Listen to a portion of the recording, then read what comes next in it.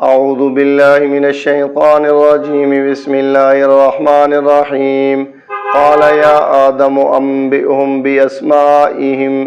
فلما انبأهم باسمائهم، فرمایا اللہ تعالیٰ نے اے آدم خبر دو ان فرشتوں کو ان ناموں کی۔ جب خبر دے دی آدم نے ان ناموں کی، فرمایا اللہ تعالیٰ نے بے شک میں جاننے والا ہوں غیب آسمانوں کا اور زمین کا، اور میں ہی جانتا ہوں جو تم ظاہر کرتے ہو اور جو تم چھپاتے ہو۔ محترم ناظرین، محترم خواتین و حضرات، پہلا پارہ سورہ بقرہ آیت نمبر 33، یہ آیت بھی سابقہ آیات کا تتمہ اور تکملہ ہے۔ سب سے پہلے اللہ تعالیٰ نے سیدنا آدم علیہ نبینا علیہ الصلاۃ والسلام کو منصب خلافت دیا، اور پھر اس کے بعد اپنی صفت علم سے نوازا، اور آج کی زیر درس آیت میں آدمیت کا مقام نمایاں کرنے کے لیے، انسانیت کا شرف ظاہر کرنے کے لیے جناب آدم علیہ السلام کو یہ عزت بخشی کہ ان کو فرشتوں کا استاذ اور معلم ہونے کا اعزاز بخشا۔ چنانچہ قرآن مجید کے طرز کو دیکھیں، اللہ تعالیٰ فرما رہے ہیں کہ اے آدم انبئہم، آپ ان کو ان ناموں کی خبر دیجئے جو میں نے آپ کو سکھلائے ہیں۔ تو سیدنا آدم علیہ السلام کو اللہ نے دو شرف علم کے حوالے سے دیے، ایک علامہ آدم الاسماء میں اپنے شاگرد ہونے کا شرف بخشا، اور دوسرا یا آدم و انبئہم، اس آیت میں سیدنا آدم علیہ السلام کو فرشتوں کا معلم اور استاد ہونے کا شرف بخشا گیا۔ اور قرآن مجید کی اس آیت میں سیدنا آدم علیہ نبینا علیہ الصلاۃ والسلام کو نام لے کے پکارا گیا، یا آدم، اور صرف آدم علیہ السلام کو نہیں بلکہ تمام انبیاء کو اللہ تعالیٰ نے بذریعہ نام پکارا، یا آدم و انبئہم، یا ابراہیم، یا داود انا جعلنا کا خلیفہ، یا زکریا۔ لیکن اکیلے ہمارے نبی امام الانبیاء حضرت محمد صلی اللہ علیہ وسلم کو اللہ نے یہ شان بخشی، پورے قرآن میں آپ کا نام نہیں ہے، القابات کے ساتھ، نبی اور رسالت کی اوصاف کے ساتھ اللہ تعالیٰ نے اپنے محبوب کو پکارا ہے۔ اور اسی طرح اللہ تعالیٰ نے جب سیدنا آدم علیہ السلام کو استاذ ہونے کا اور معلم ہونے کا شرف بخشا، اسی آیت سے علماء کرام نے دو مسئلے نکالے ہیں۔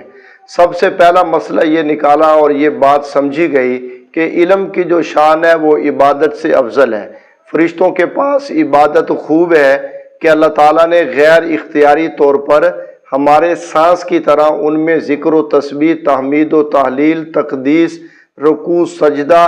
اللہ تعالیٰ نے ان میں جاری کر دیا ہے۔ اور سیدنا آدم علیہ نبینا علیہ الصلاۃ والسلام کو اللہ نے علم کی نعمت سے نواز دیا،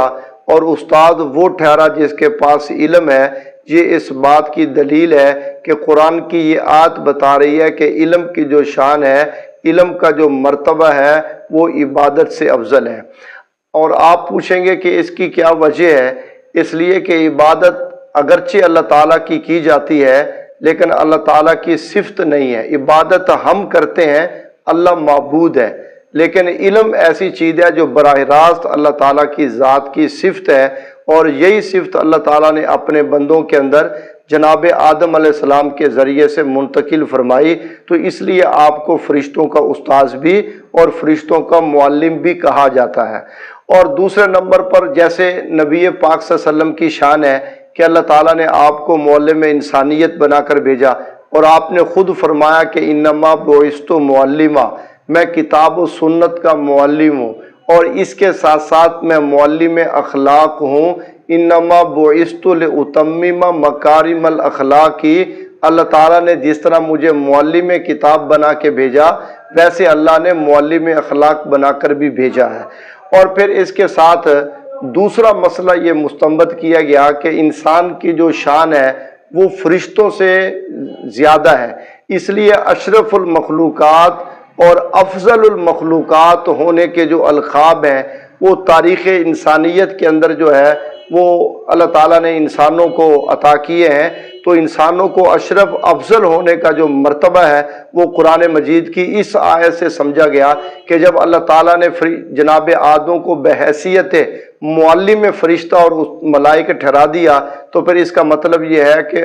بشر کی جو شان ہے، خاص بشر کی جو شان ہے وہ فرشتوں سے بلند ہے، اور جمیع انبیاء علیہ السلام کا جو مقام ہے وہ فرشتوں سے زیادہ ہے۔ اس لیے کسی شاعر نے بہت اچھا کہا کہ فرشتوں سے بہتر ہے انسان ہونا، مگر اس میں لگتی ہے کچھ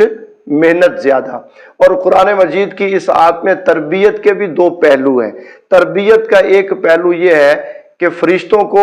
اپنی رائے دینے کے اندر جلدی نہیں کرنی چاہیے تھی، کہ اللہ تعالیٰ نے صرف اتنی ہی بات ان سے فرمائی کہ میں خلیفہ بنانے والا ہوں، تو انہوں نے بڑی جلدی کر دی رائے دینے میں، انسان کی حقیقت کو مکمل جانے بغیر انہوں نے رائے قائم کر دی کہ آپ اس کو خلیفہ بنائیں گے کہ جو روئے زمین پر قتال کا اور فساد کا سبب بنے گا۔ تو اس رائے کی جو جلدی ہے نا، وہ اللہ تعالیٰ کو پسند نہیں آئی، اس لیے اللہ تعالیٰ نے جناب آدم علیہ السلام کو شان دینے میں اور ان کو کمال دینے میں وہ اللہ نے انتہا کر دی کہ باقاعدہ فرشتوں نے وہ جناب آدم علیہ السلام کے سامنے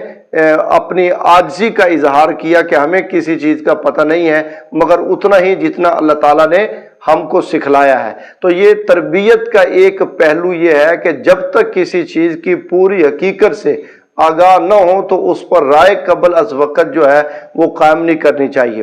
اور تربیت کا اس میں دوسرا پہلو یہ ہے کہ بہت دفعہ ایسے ہوتا ہے کہ چھوٹی سی ایک خامی ہوتی ہے اور اس کے ساتھ ایک بڑی خوبی لگی ہوتی ہے، تو انسان کبھی کبھی اس چھوٹی خامی کو سامنے رکھتے ہوئے وہ بڑی خوبی نظر انداز کر دیتا ہے۔ چنانچہ انسانوں کے ساتھ جو قتال اور فساد کی خامی لگی ہوئی تھی، اور اس کے ساتھ ساتھ اللہ تعالیٰ نے جو علم کی خوبی لگائی تھی وہ بہت بڑی خوبی تھی۔ اب وہ فرشتوں کو انسان کی اتنی بڑی خوبی سے وہ فرشتے آگاہ نہ تھے، تو اس لیے انہوں نے ایک منفی رائے جو ہے نا وہ قائم کر دی انہوں نے انسان کے بارے میں۔ تو تربیت کے یہ دو پہلو اللہ تعالیٰ نے قرآن مجید کی اس آیت کے ضمن کے اندر بتلائے ہیں۔ اور پھر یہ بھی سمجھیں کہ قرآن مجید نے یہاں علم کا مقام اور مرتبہ کس پس منظر میں ذکر کیا ہے۔ تو بہت دفعہ بات کی جو اہمیت ہوتی ہے نا، وہ پس منظر کے بدلنے سے بات کی اہمیت بدل جاتی ہے۔ اور یہ فرشتے بات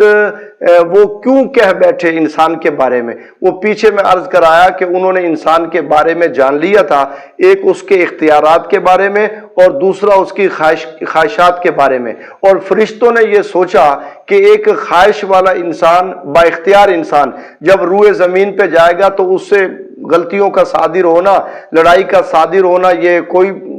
بعید اور دور بات نہیں ہے۔ تو اللہ تعالیٰ ارشاد فرما رہے ہیں، دیکھیں میں حکیم ہوں اور میری حکمت کیا ہے۔ اللہ تعالیٰ نے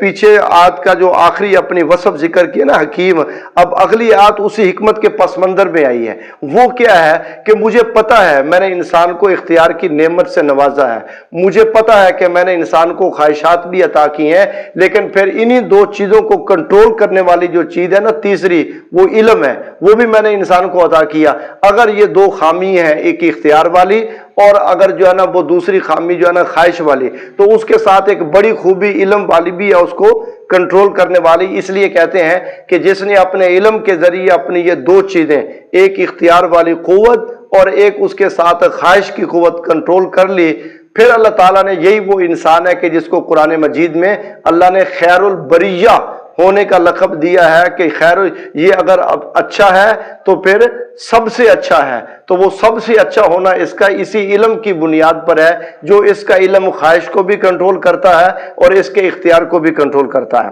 اور اللہ تعالیٰ نے اس کے بعد فرشتوں سے فرمایا کہ میں نے تمہیں کہا نہیں تھا کہ ارض و سما کا غیب میں جانتا ہوں۔ یہ سب سے پہلی آیت ہے جو اللہ تعالیٰ کے علم کے بارے میں قرآن مجید میں باقاعدہ کھلے طور پہ آ رہی ہے۔ اس لیے کہتے ہیں اللہ تعالیٰ کی ذات کے بارے میں اور اس کے علم کے بارے میں، اس کے علم کی شان ہے کہ اس کا علم محیط ہے، اس کے علم کی شان ہے کہ اس کا علم علم غیب ہے، اس کے علم کی شان ہے کہ اس کا علم ما کان ما یکون پہ مشتمل ہے، اور اس کے علم کی شان ہے کہ وہ مطلق علیم بھی ہے اور وہ عالم بھی ہے اور وہ عالم الغیب بھی ہے اور وہ علام الغیوب بھی ہے اور وہ علیم بذات الصدور بھی ہے اور وہ ظاہر و باطن کو پورے طریقے پر اللہ کی ذات جو ہے نا وہ جاننے والی ہے۔ علم غیب خاصہ خداوندی است۔ حضرت خواجہ غلام فرید صاحب رحمہ اللہ اپنے جلی قلم اور موٹے حروف کے ساتھ ایک نمایاں خط میں لکھتے ہیں، اے انسانوں تمہیں جان لینا چاہیے کہ جو علم غیب ہے وہ اللہ تعالیٰ کی ذات کا خاصہ ہے۔ اور یہاں بھی اللہ تعالیٰ ارشاد فرما رہے ہیں کہ بے شک میں ہی جانتا ہوں ارض و سما کے غیب کو۔ ایک جگہ پہ فرما کہ وَعِندَهُ مَفَاتِحُ الْغَیْبِ کہ جو غیب کی چابی ہیں وہ اسی کے پاس ہیں، اور ایک جگہ پہ فرمایا کہ اسی کے پاس ہے غیب آسمانوں اور زمینوں کا۔ اب یہ سمجھنا چاہیے کہ آسمان زمین کے غیب کا کیا مطلب ہے، اس سے تو کوئی چیز غیب نہیں ہے، تو پھر وہ کیسے عالم الغیب ہے؟ اس کا جواب یہ دیا گیا کہ جو بندوں سے غیب ہے، یقیناً اللہ سے کوئی چیز غیب نہیں ہے، لیکن وہ عالم الغیب اس معنی میں وہ بندوں سے غیب ہے۔ اور آخر آیت میں فرمایا کہ میں جانتا ہوں جو تم چھپا رہے ہو اور میں جانتا ہوں جو تم ظاہر کر رہے ہو۔ اب یہاں پر کہ وہ کیا چیز ہے جس کو فرشتے چھپا رہے تھے؟ وہ چیز جس کو فرشتے چھپا رہے تھے کہ وہ آپس میں بیٹھ کے تبصرہ کیا کرتے تھے آپس میں کہ اللہ تعالیٰ ہم سے زیادہ عزت والی مخلوق کوئی نہ پیدا کرے گا۔ یہ ان کا آپس میں تبصرہ تھا کہ اگر اللہ تعالیٰ نے روئے زمین پر خلیفہ بھی بنانا چاہا تو وہ ہم کو بلائے گا، اور اللہ تعالیٰ کو اپنی تعریف کے بول پسند نہیں ہوتے۔ جناب آدم علیہ السلام کو یہ شان بخشی باوجود خطا کرنے کے کہ ان سے بھول ہو گئی، بھول کے بعد جب ربنا ظلمنا کہا تو اللہ تعالیٰ نے ان کو کیسی بڑی شان سے نواز دیا۔ اور جو ہے نا وہ شیطان ہے، اور اس نے جو ہے نا وہ انا خیر من کا دعویٰ کر لیا کہ میں ہی بہتر ہوں، تو اللہ تعالیٰ نے اس کی ہزاروں برس اور لاکھوں برس کی اطاعت عبادت کے باوجود اس کا دعویٰ انا خیر من کا وہ اللہ نے اتنا برا اس کے حق میں ثابت ہوا کہ وہ راندہ درگاہ بن گیا۔ تو کہا شیطان کی ہزاروں برس کی عبادت کے بعد انا خیر من کا دعویٰ، اور کہا جناب